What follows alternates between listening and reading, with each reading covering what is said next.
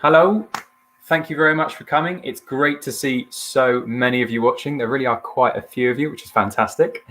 I'd like to welcome all of you to this collaborative webinar on digital marketing for the pharmaceutical sector between the all-knowing Google and digital marketing agency and multiple Google Partner Award winner Fountain Partnership, titled Pharma Marketing's New Age, Digital Strategies to Drive Revenue and Awareness. I'm particularly interested in pharma marketing, having done it myself, so I'm eager to see what's coming up. My name's David Cooper. You can call me Deco. I'm the marketing manager at Fountain Partnership, but it's not me you're here for, because today we've got three highly esteemed speakers for you. Each has immense experience in digital marketing and will be sharing with you insights and strategies to get you thinking about what it is you need to do to increase your revenue.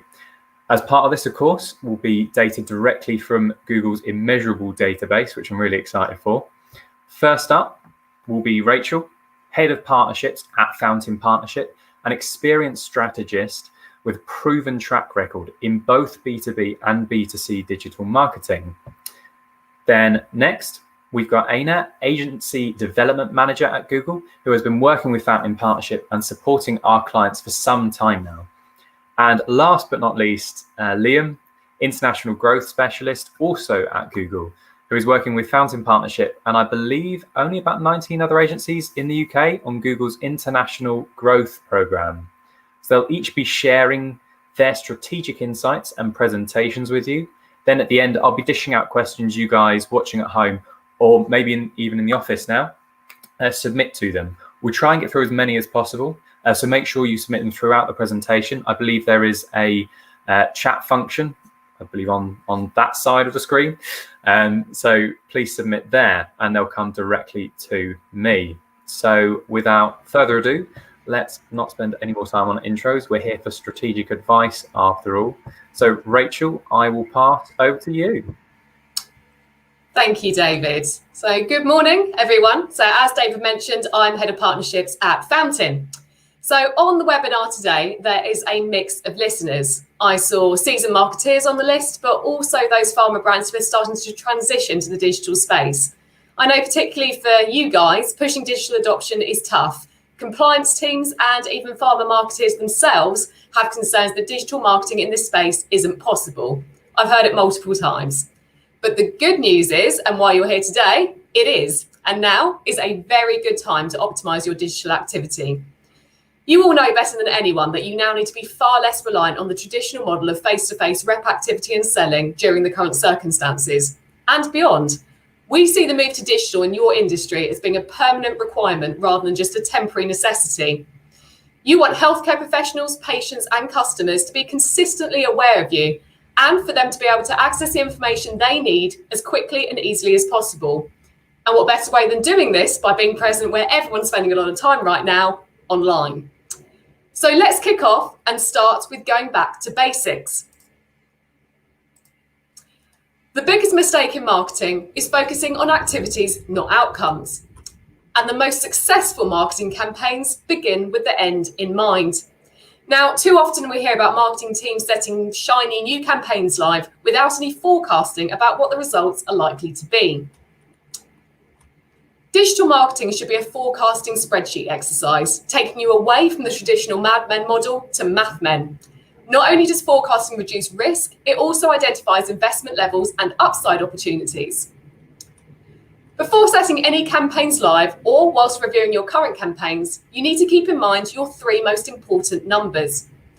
What's your cost per acquisition? What are you willing to pay to acquire, say, a new customer if you're an over-the-counter pharma, or perhaps a repeat prescriber if you're targeting healthcare professionals? What are your costs per clicks? Paid platforms will give you an indication of this, and it's also worth looking at your competitor research software, such as, say, SEMrush or SpyFu, to see how aggressively your competitors are bidding. And finally, what's the conversion rate required on site to ensure the campaigns are profitable? This is a percentage of the number of users on site who perform the conversion action you want them to take, whether that be, say, purchasing or perhaps signing up to a webinar. So, for example, if the cost per acquisition is £40 and the cost per click is an average of £2, just hypothetical here, then the conversion rate required is 5%. If the numbers aren't working, it's because your CPCs are too high or your CPA is too low. This allows you to see where the problem is in the funnel. Now, once you've set your campaigns live, it's vital that you measure return on investment, no matter what area of pharma you're in.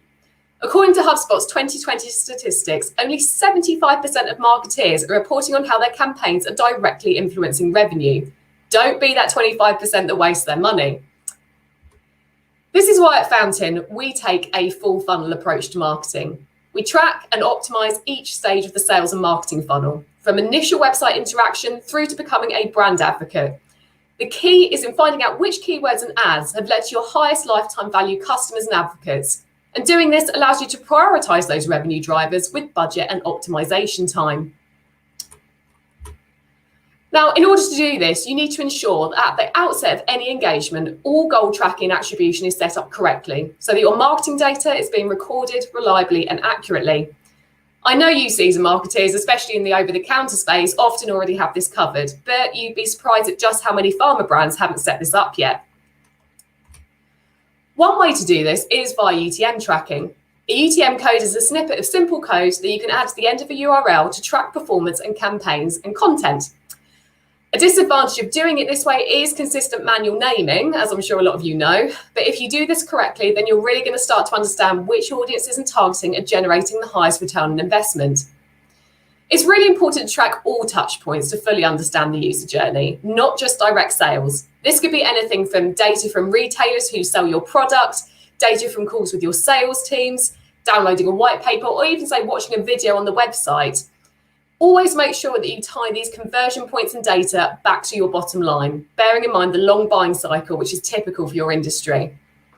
Okay, so now let's drill down into the advertising regulations surrounding the promotion of medical trial data and products.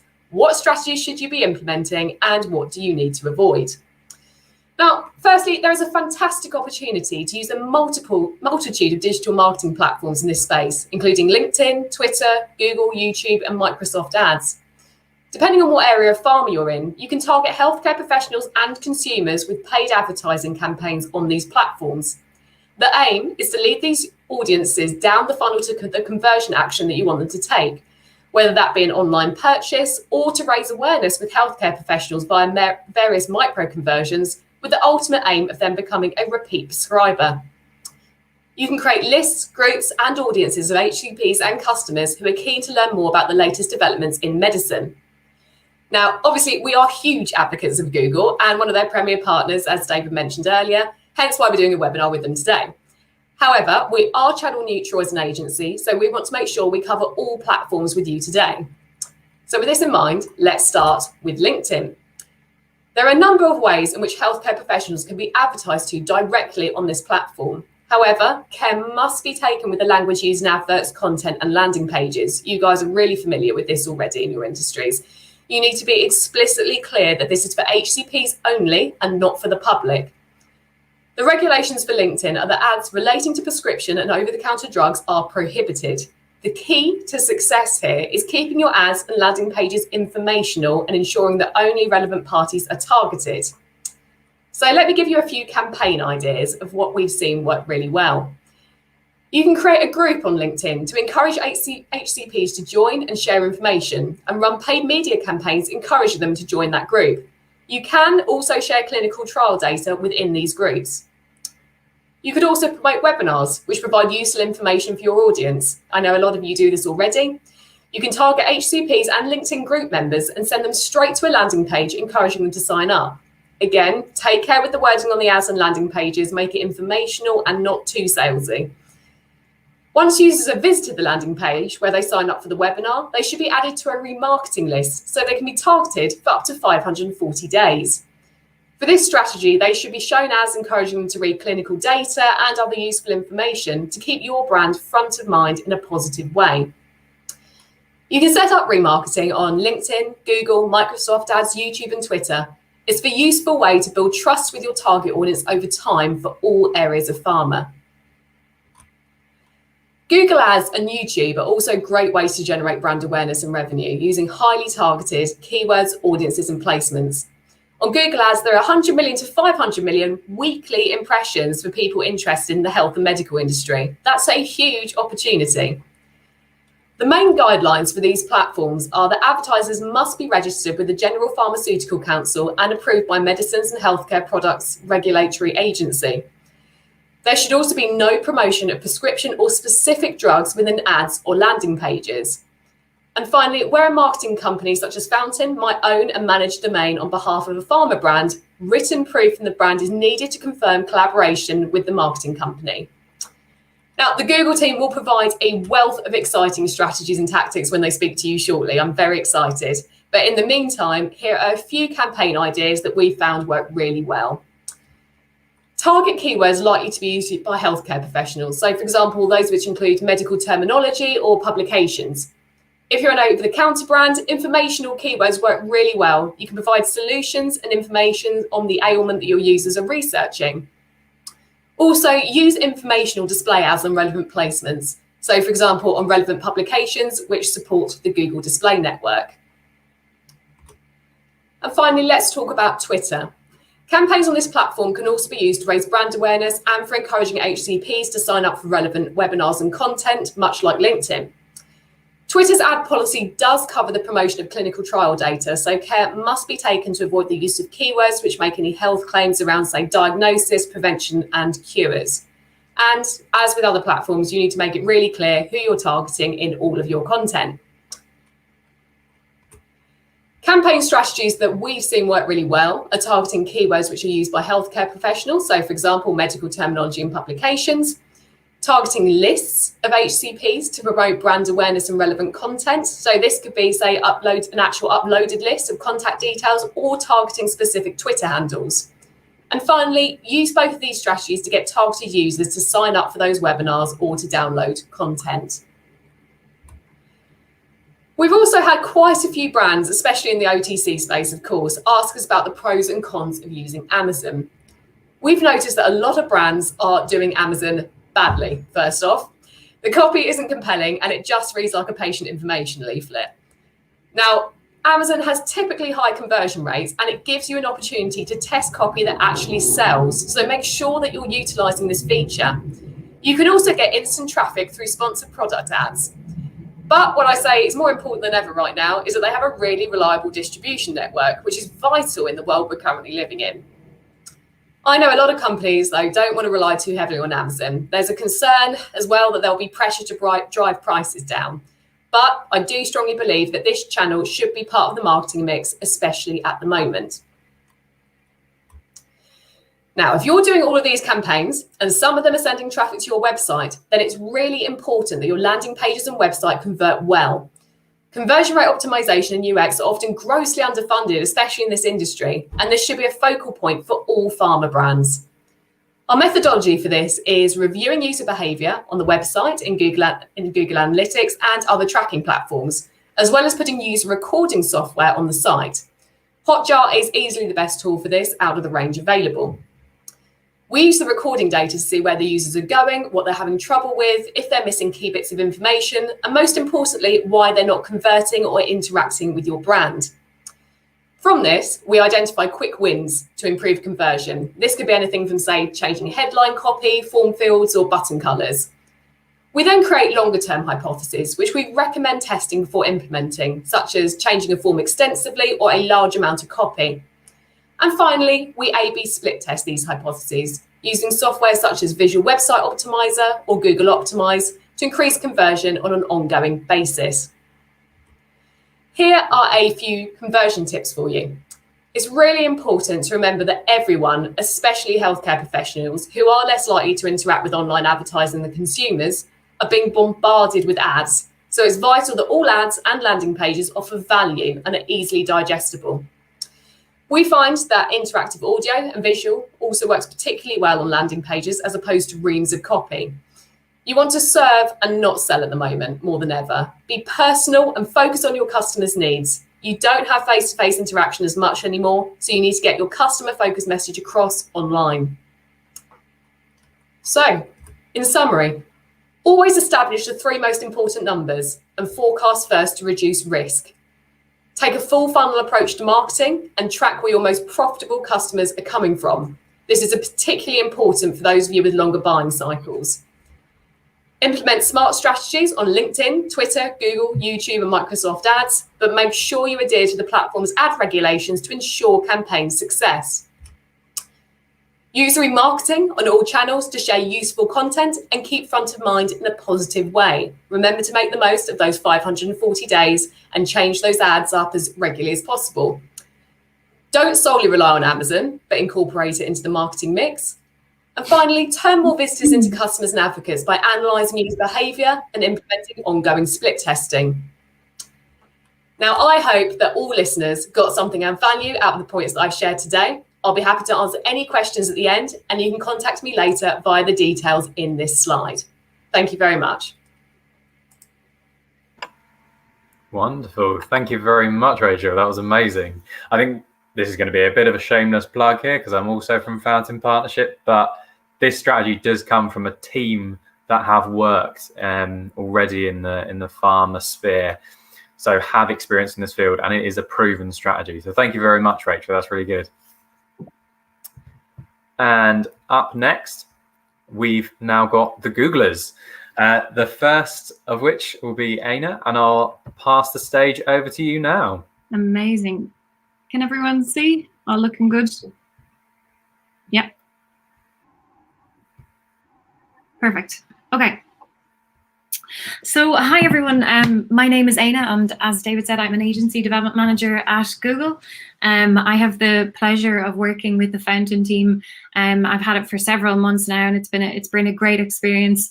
And my section is really dedicated to Google Ads specifically. So I suppose firstly I want to go into detail on some pharma trends which have appeared in the US and the UK. I also want to share how you can use some of our Google resources to take action, recognize sudden shifts in consumer behavior, and meet demand when it appears. And I suppose to begin, looking at the period that we've had since the outbreak of COVID and relating it back to Google searches, this is again for the US. There's been a huge peak in mid-March relating to coronavirus searches in the US. And since mid-March to April, we've actually seen quite a decline in COVID-related searches. During the peak COVID period of, say, February to March in the US, while seasonal health categories showed really normal interest, things like colds and flu searches, coronavirus searches definitely surpassed them during that period. I think it's fair to say that during this period of February to March, when it came to matters of health, COVID was really on everyone's radar in the US. And really, what I wanted to do here was to pull some top search query trends. And pulling those, I was able to see how the types of questions being asked online in the US changed from month to month, really as the pandemic progressed. So in January, we had people searching questions around what is coronavirus in the US. In February, we had how many cases are in the US. And really in April, we unfortunately had questions like how many deaths have occurred in the US and when will the coronavirus end? This information gives us, I think, a really great insight into how people turn to the internet for information, but also how their needs changed really as the pandemic progressed.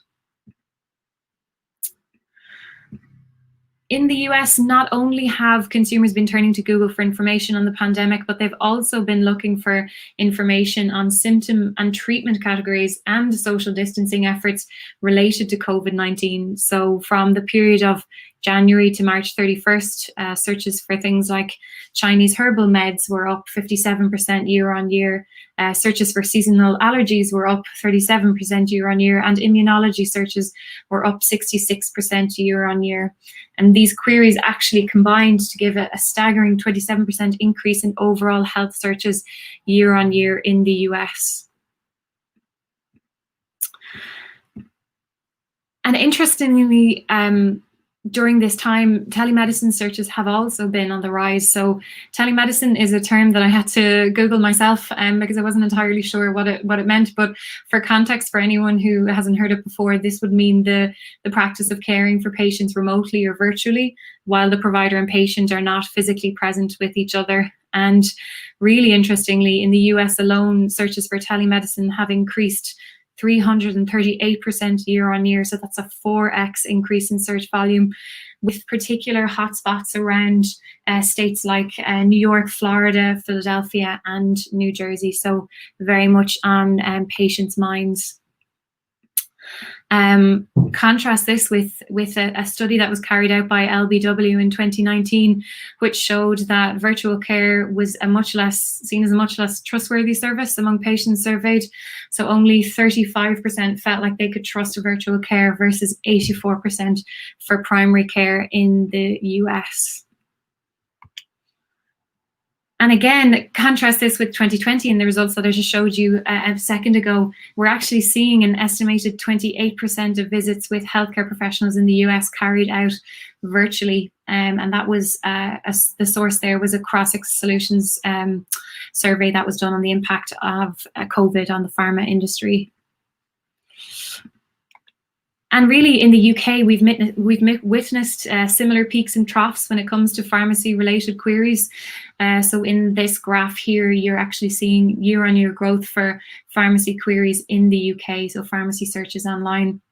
And we can really see two strong peaks during March to April and some smaller peaks since, but all still showing really positive year-on-year growth. So this graph is focused on that year-on-year growth.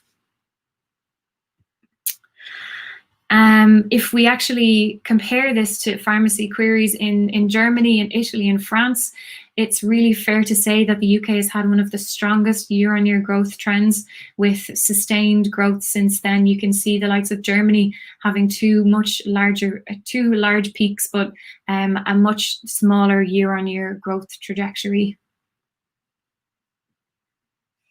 So I suppose you might be asking, what do these stats mean for the pharma industry? And the impact of COVID on the pharma industry when it comes to advertising is really twofold. Firstly, what it means is patients are online more than ever before, and patients of very different demographics. So advertisers and marketing managers really need to be reaching them at every step of the consumer journey online. And secondly, I think what it means is that demand is volatile and difficult to predict. So really, as advertisers, we need to be relying on real-time data trends to be able to meet that demand and understand it.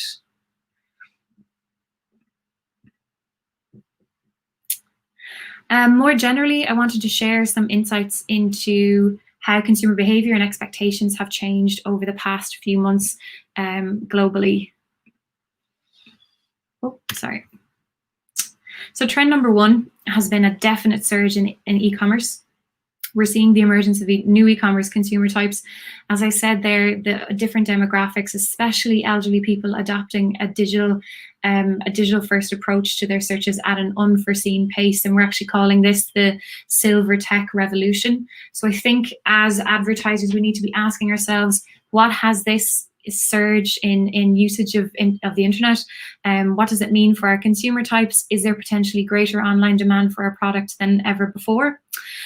Trend number two has seen the emergence of new online habits, and I don't think this will be surprising to really anyone here, but with consumers staying at home more, there's been a rise in demand for things like at-home gear, so technology, home office decor, grocery deliveries, things like that.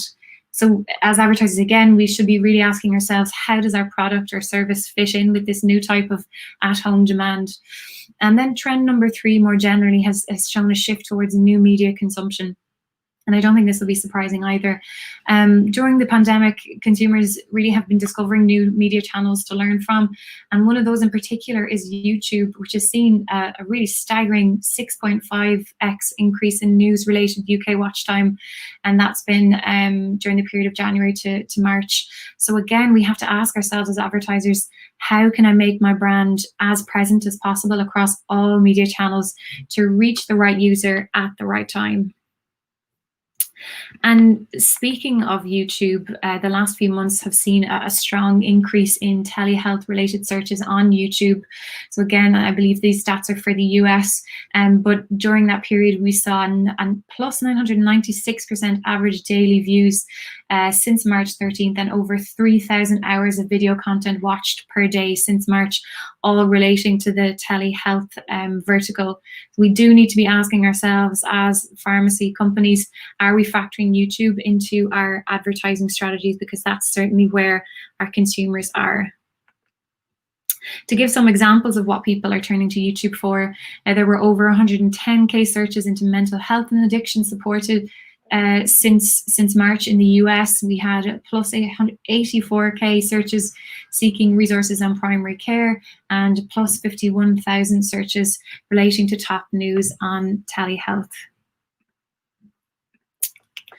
And I mentioned understanding online consumer shifts as being vital to successful strategies for advertising. And I really wanted to compile a list of top Google resources for any marketer to help you do this.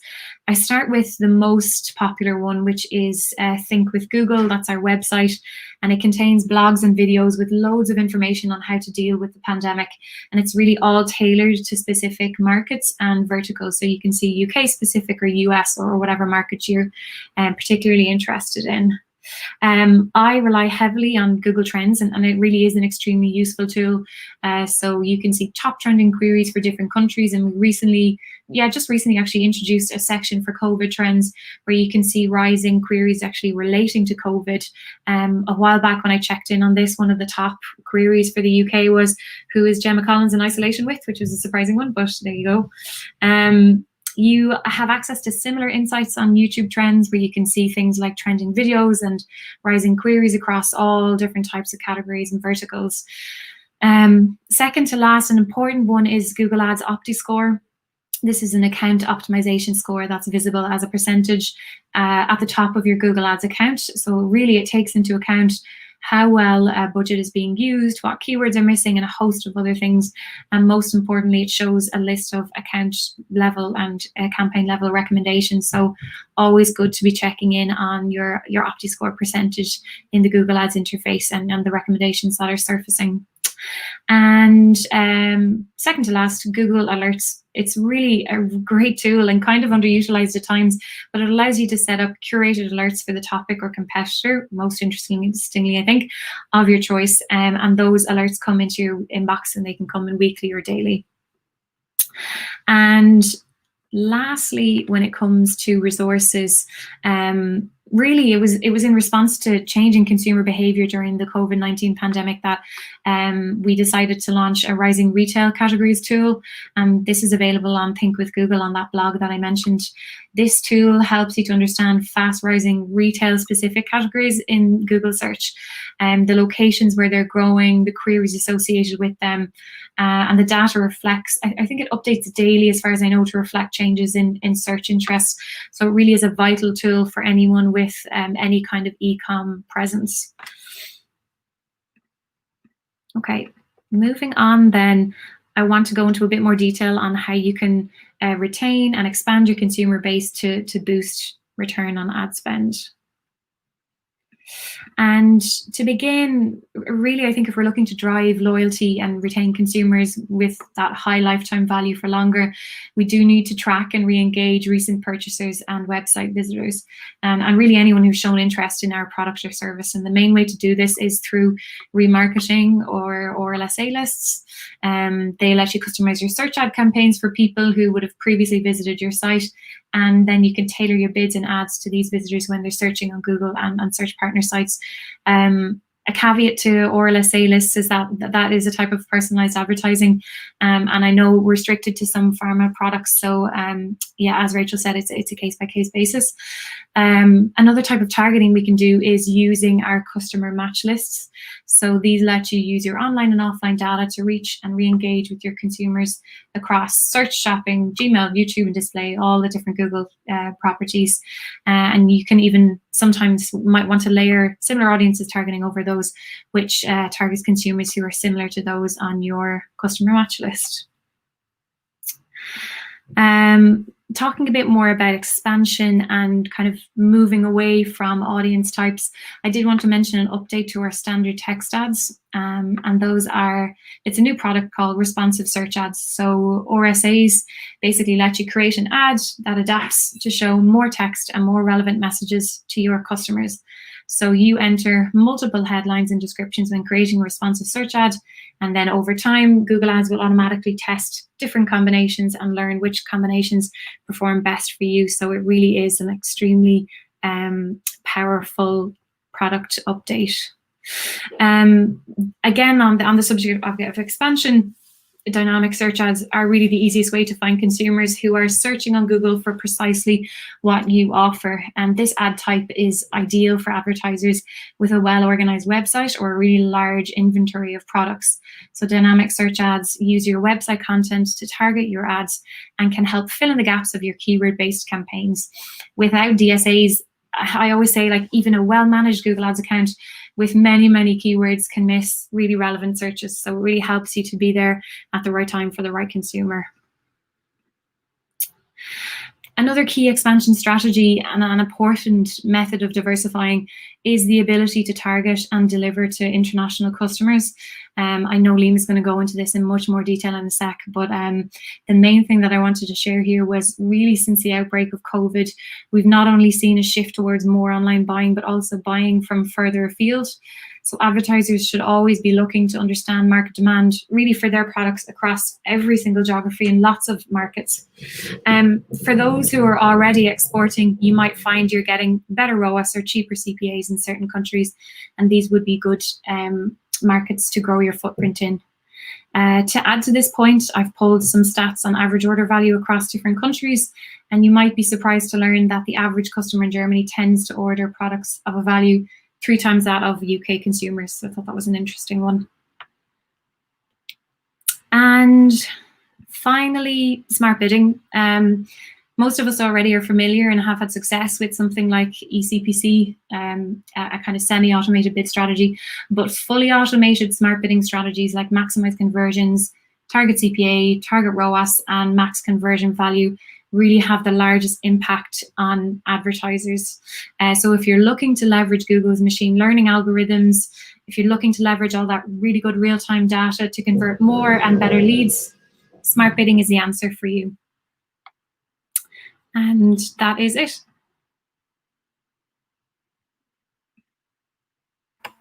Wonderful. Thank you very much. Yeah, that was really insightful. It's great to get all this information from you guys, and it's so great that we can actually collaborate on something like this and give this information to everyone watching the webinar. So thank you very much, Aina. And now, finally, Liam's been waiting patiently for his turn. So without further ado, Liam, take it away.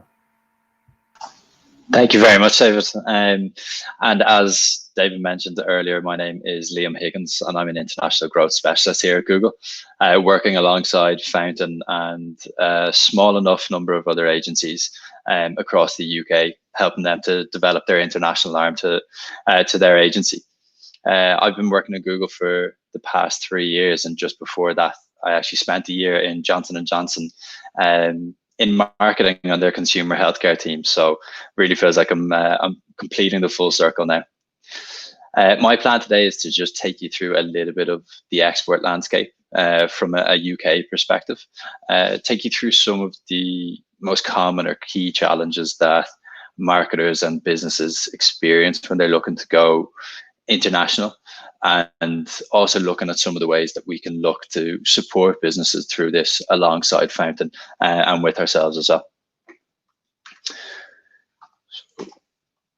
Sorry, technical difficulties. So as Aina touched on earlier, the constant that is beginning to present itself since March and the outbreak of COVID is that this surge in e-commerce is going to outlive COVID. And we've seen so many businesses and people adapt to take advantage of this, or even to just catch up with the times over the past couple of months. And as e-commerce surges, so is the growth in international sales, which we can see here are actually expected to reach nearly 630 billion by 2022. So massive, massive growth. But what does that mean then for the broader pharma industry? And what does that piece of the pie look like? So there are actually more than 200 billion global queries for the sector annually. I saw a stat the other day that made numbers like this hit me a little bit differently. Is that 1 million seconds is approximately 11 days, but 1 billion seconds is actually 31 and a half years. So just thinking about that and taking a little bit of a step back, looking at the context of that globally is absolutely massive. So we know that it is huge, but how much of that actually happens in the UK, and what is that opportunity outside of it? So less than 5%. So apart from the very obvious here, what are the benefits for companies who are looking to internationalize, or maybe to diversify what they're already doing in the UK? So companies decide to go global and enter international markets for a variety of reasons. These different objectives at times will, at the time of entry, will produce different strategies, will produce different performance goals. Are you going after more customers? Are you going after customers for cheaper? Or are you just trying to protect your business by opening that new revenue stream?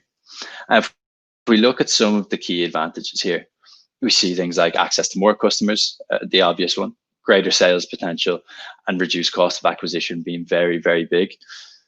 But I think when we look to put that into the context of marketing and what does that look like when we're advertising so successfully in the UK for a prolonged period of time, and then it starts to dip a little bit. So where does this incentive come from for businesses? I hear from customers so often who are looking to scale up their successes in the UK, that they're just trying to squeeze the life out of it, but can't understand the increase in cost of acquiring new customers and the consistently rising CPCs. And although we've achieved brilliant efficiencies and very profitable growth in the UK, we always seem to hit this plateau that we're trying to break through without increasing costs, which for a lot of cases is very, very difficult to do just from a marketing perspective. There are a couple of options that come with that. You could look to move towards a branding approach and look to increase your awareness domestically through the likes of display, through YouTube, through different PR methods as well. Or you could look to replicate that success abroad. So as simple as this looks, this is what it could look like for a lot of businesses and has done in the past, and particularly we're seeing this increasing and accelerating over the last couple of months. But there is a massive fear that is associated with this and looking to maybe move out of the norm, because there's a huge amount of risk associated when we do look at international markets and looking at the potential sunken costs when you do look to invest in your business in order to grow, the same way it is with everything when you are looking to rapidly grow a business. So what are the main hurdles for businesses, and what are the things that we see come up very, very commonly from businesses all abroad? Well, 60% of you seem to think that access to market insights alone is the most important hurdle to overcome. So there's probably plenty of people here who have open access to insights like this, but there's also probably a lot of you who don't know where to start when it comes to things like this. So I'm going to touch on a couple of tools as well later that we have access to that would give us a huge amount of more information when it does come to this.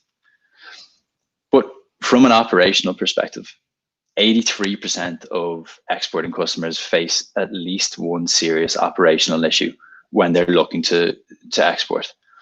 So that execution piece seems to be one of the hardest parts. After we've got those insights and we know which markets we want to go to, the how-to becomes the biggest roadblock. So what operational capacities are required to succeed in markets that we've never worked in before, and how do they vary to our other markets or to our domestic markets? And more importantly, how do we get hold of that information? And this can be a huge cost for businesses to try and bring in consultants or to try and hire people locally or set up an office to gain those local insights. And it will be extremely expensive if they don't get it right the first time around. And to get that right level of insight and advice, we know can be extremely costly. So we wanted to look and break it down and give a little bit of an idea of how we can look to support through that as well. So this is how I would view the process for international growth. For most companies, it involves them determining the new markets and putting in that huge amount of effort themselves into getting the relevant insights and those critical insights to help them decide where to go next. And that's generally where digital agencies then come in to execute the advertising strategy in that second piece after they've done a huge amount of work. Now, Google's international growth partners actually have access to tools, insights, and resources, as well as an ecosystem of partners that are actually able to now help from the beginning of this journey all the way through to the end, and be able to help businesses actually prioritize and understand which markets are most suitable to them based on the business metrics that are most important to that business.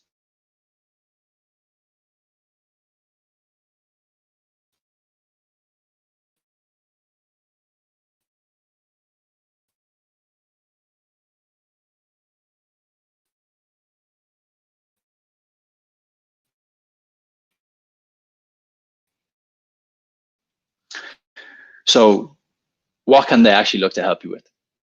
So first of all, we look at the market size and the potential.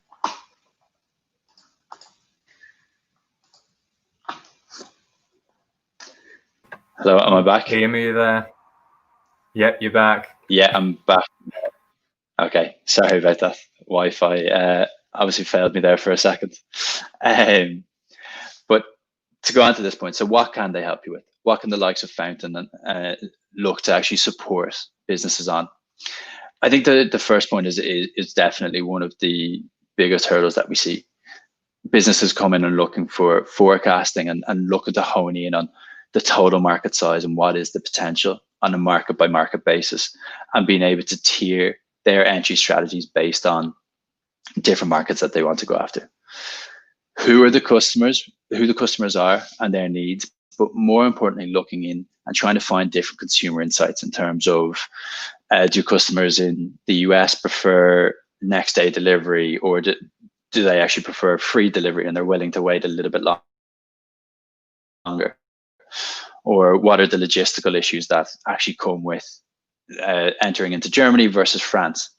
There's an interesting story about a fintech company who, purely down to the delivery system in France, they have an internal post box and an external post box, that they actually thought that they had a really, really successful launch of their campaign in terms of the amount of signups. But then when they sent out the cards to all of those people who had signed up, they had a really, really low activation level.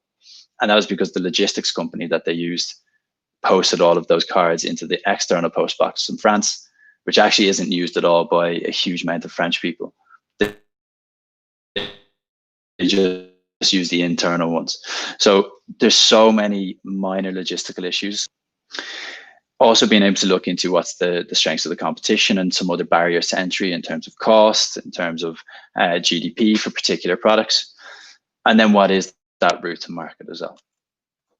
So just to start off, one of the primary tools that is now available to Fountain through the International Growth Program is Market Explorer. This is one of our best insights products internally, which is aimed at shaping your international strategy. So it provides market prioritization and market deep dive data using Google internal data combined with some of our partners such as World Bank, StatCounter, and some others as well. So the tool is not only used just to expand into new international markets, but also to analyze the performance of current markets and understand what is the additional headroom to be able to continue to grow, maybe before looking at expanding further into additional markets. So it has insights for every single country for over 1,000 sub-verticals, including healthcare concerns, pharmaceutical manufacturing, pharmacy. So everything from over the counter through to some more of the regulated products. Dependent on your goal as a business, these insights can help you to prioritize markets based on cost efficiencies, based on headroom to scale, and a lot more. And some of these mightn't be necessarily relevant to the pharma industry, but it just highlights some of the business metrics that you can actually look to use to prioritize where is the best country to look to move into next. So the tool automatically will select the top 5 countries based on a default analysis, but you can add or reduce markets that you want to analyze alongside Fountain. So here, the size of the bubble indicates the size of the market we're using, based on Google CPC, based on the overall demand in each of those markets, and then the year-on-year growth in that particular vertical. So for example, this could be in pharmaceuticals. So this allows you to spot some of the outliers or some of those quickly growing markets or those emerging markets that have very, very high potential, but maybe aren't quite the biggest at the time. So a lot of the time you'll see that US is the obvious choice to go to purely based on the volume of demand that's there. But then when we take things into account, such as cost or the level of competition, it actually becomes a lot less viable. So this is really, really brilliant for being able to help us to pinpoint certain markets and go after them with a very tailored strategy. As well as that, it allows us to look into some of the monthly auction metrics and be able to spot those low-hanging fruits, try to see where there's growth in certain markets and certain verticals, and then also be able to identify the peaks and troughs when it comes to seasonality.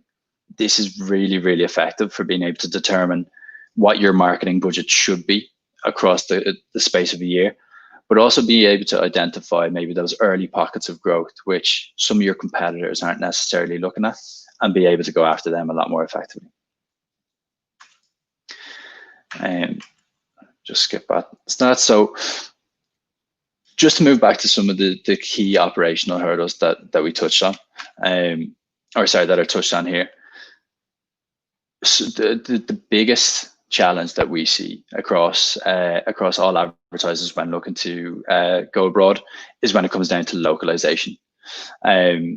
There's a funny enough story about Procter P&G when they looked to launch their diapers in Japan, where they used the traditionally Western image of a stork, but then realized that after they launched the campaign that in Japan, it's actually a giant floating peach that looks to bring the baby down to parents.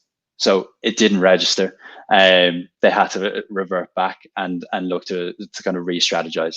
So it is a very, very difficult thing to do, but we have a wealth of insights, and we have some brilliant consultants who can actually look to support you along this process. So some of the other operational hurdles that we see come up is, what do my consumers expect in terms of delivery in Germany versus the UK? What do they expect in terms of delivery prices? What are my competitors doing? How do I balance cost versus speed? Which are all really, really difficult questions to answer most of the time without any expertise or without investing in the likes of consultant or into a third party to be able to help you with. So maybe all you need is a very simple answer here, like what logistics partner should I talk to and what's the cheapest way of doing it. So through this program, alongside Google and alongside our operations consultants, Fountain now also have access to our operations consultants team called the Global Business Solutions team, who have consultants across 4 primary levers, which are localization, logistics, payments, and customer experience. All areas that are absolutely critical to having a seamless customer experience, both locally or domestically, or when you look to enter a new market.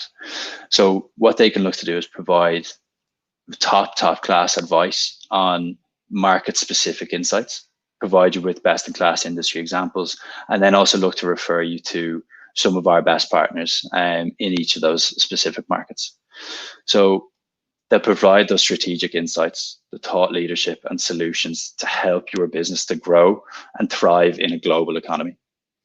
So they are here to work with Fountain and to support them in your marketing efforts by helping you to achieve operational excellence in those global markets, and make sure that everything that you're doing from a marketing perspective is as effective and cost efficient as possible. So just back to this, if you do have an interest in international growth and you don't know where to start, or you don't have access to some of those insights, or you just want to look to scale further and you want to see what the additional headroom is, let us know and we can look to work alongside Fountain and yourselves to prioritize the best new markets for you. That's all from me, but thank you very much for your time, and back to you, David. Awesome. Brilliant. Thank you very much, Liam. And the program you're running is really cool. So thank you very much for sharing all of that information with us. That's really great. So on to questions now. So there have been a few submitted, and I've also got a few of myself. So first up, Rachel, what software and platforms are best used for forecasting? For forecasting, was that? Yes. David, sorry, you broke up again. So for forecasting, well, we have developed our own in-house tool, actually, that we use for forecasting per channel. It's called our Digital Strategy Builder, and we've created it sort of over the last 3 years. So we actually use our own in-house tool for that, and it can show you, how many sort of sales you can expect to receive, your ROAS, including our management fee. It's all sort of laid out there in black and white. But per platform, there's sort of various ways that you can do forecasting. So, for example, with Google, you can use Google's keyword planner, and then all of the information from that then feeds into our Digital Strategy Builder. With LinkedIn, you can use their platform as well. That it will show you sort of, if you input audiences into it that you want to target, it can show you sort of estimated cost per clicks, and again, and also estimated clicks and the audience size as well. So again, that feeds into the Digital Strategy Builder. Twitter is very similar to LinkedIn, and then Microsoft Ads is very similar to Google with their forecasting and the way that's done. So I hope that answers your question. But if you want to talk to me afterwards, then I can run through the tools with you in more detail. Thank you very much. I hope I don't break up again. Do let me know if I do. But Liam, I've got a question for you here, I believe. And is it possible to download the Market Explorer that you talked about to run against company-owned data so that you can kind of create a model or potential forecast, I guess, as well? Absolutely. So with Market Explorer now, obviously due to data protection regulations, all of the data is indexed, but you can be very specific in terms of the vertical that you want to compare yourself to. So you can look to specify 5 to 6 markets, say, download the index data, which then allows you to actually start to input some of your own data. For example, if you want to base it off spend and what you're spending in the UK, and you look at the total number of impressions that you've achieved over the last 12 months, what you can look to do is substitute that total number of impressions in for the total index demand in the UK, and then look to index it and benchmark it against some of the other markets to see what is that additional headroom for growth, and what should the budgets be against those as well. So a lot of the time, US comes out as the big one here, and you'll see that it takes a huge amount more of an investment to go into the US. But generally, because there's a much bigger pie to go after. I would also say, to get a little bit of additional information, I'd encourage each of you to use Market Finder, which is an externally available tool, which I should have included in the resources as well. But all you have to do is go in, pop your website URL into it, and it's going to look to prioritize different markets based on market size alone, but has a wealth of information about operations, but also into what the average monthly searches are, what the recommended CPC is by market. And it's a brilliant way to kind of work alongside what Rachel said there from a forecasting perspective. And just to start that initial phase, then maybe bring your ideas to Fountain. They can help you to really nail it down from there. Brilliant. That's fantastic answer. And final question for Aina. How best should pharma businesses utilize the search data that you provided? Quite a broad question. In terms of some of the stats that we've seen earlier on, is that it? Yeah, it's a good question. I think in general, when it comes to these kind of trends, it's all about understanding how the consumer is, how it's behaving. And like one of the key trends was that really during COVID, there was no one type of consumer. It was very much a totally new, transformative way that people were looking to use the internet to answer questions or get information. So I think for me, when it comes to data, it's all about understanding like how it's changing, and also what is the latest, or how has consumer behavior changed day on day, week on week, so that we're there to meet demand as it changes. So it's really about using real-time data as much as possible, and then optimizing our campaigns based on that. And one of the key trends that I always go back to is that the consumer journey is much more kind of fragmented now. It's multi-platform, multi-Google property. So we're really not just talking about a search strategy anymore. We're talking about using as many Google properties as possible to meet consumers wherever they are. Awesome. Well, much appreciated. And that's all we have time for today. So I hope everyone was able to take something away from this. It's been great hosting with Google. Thank you so much for coming. And for those of you that still have questions, please do get in contact with our speakers. I know that Rachel particularly loves to expand her network. So get in contact with her on LinkedIn as well. Do connect. And thank you very much for everyone for coming. It's been incredibly insightful. So thank you to our 3 speakers. And I hope to see everyone shortly. Have a good rest of your days and see you next time. Bye. Thanks, everyone.